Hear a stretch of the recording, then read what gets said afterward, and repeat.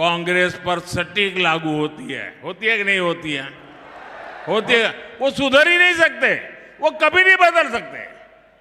अपनी करतूतों के कारण आज कांग्रेस पार्टी देश के भीतर जन समर्थन खो चुकी है।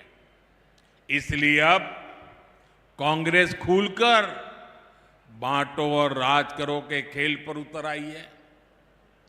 कांग्रेस ने अपना जो घोषणा पत्र निकाला है उसमें भी मुस्लिम लीग की भाषा लिखी गई है। क्या ये आपको मंजूर है? ये देश स्वीकार करेगा?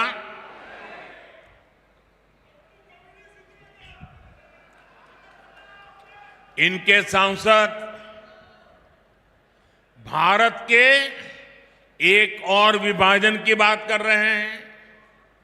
इंडिया अलायंस के लोग दक्षिण भारत को अलग करने की धमकी दे रहे हैं।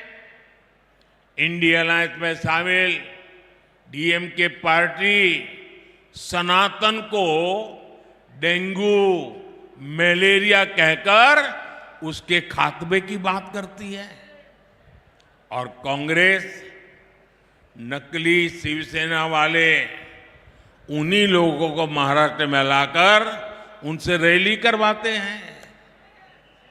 अभी 2-3 दिन पहले ही कांग्रेस के राष्ट्रीय अध्यक्ष ने एक और बयान दिया है।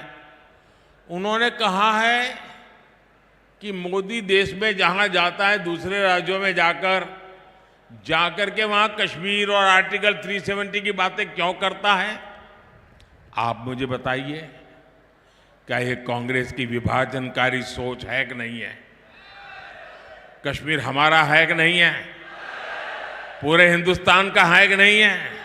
हमारा सिरताज है कि नहीं है? क्या कश्मीर के लिए ये भाषा हमें मंजूर है?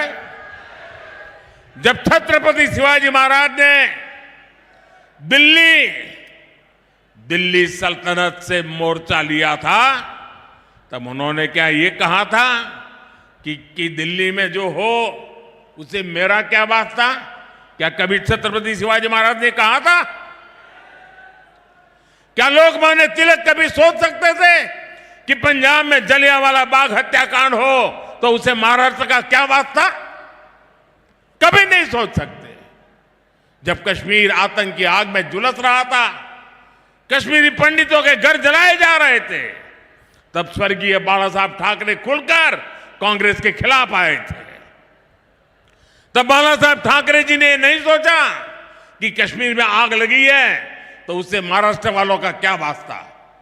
मुझे खुशी है कि हमारे एकनाथ शिंदे जी और उनकी पार्टी बाला साहब के विचारों को पूरी मजबूती से आगे बढ़ा रही है। साथियों, भाजपा एनडीए ने गढ़चिरौली चिमूरी से अशोक नेते जी को और चंद्रपुर से मेरे पुराने साथी भाई सुधीर जी को अपना उम्मीदवार बनाया है। सुधीर जी ने मंत्री रहते हुए क्षेत्र के लिए लगातार काम किया है। इन उम्मीदवारों को आपका समर्थन मोदी को मजबूत करेगा।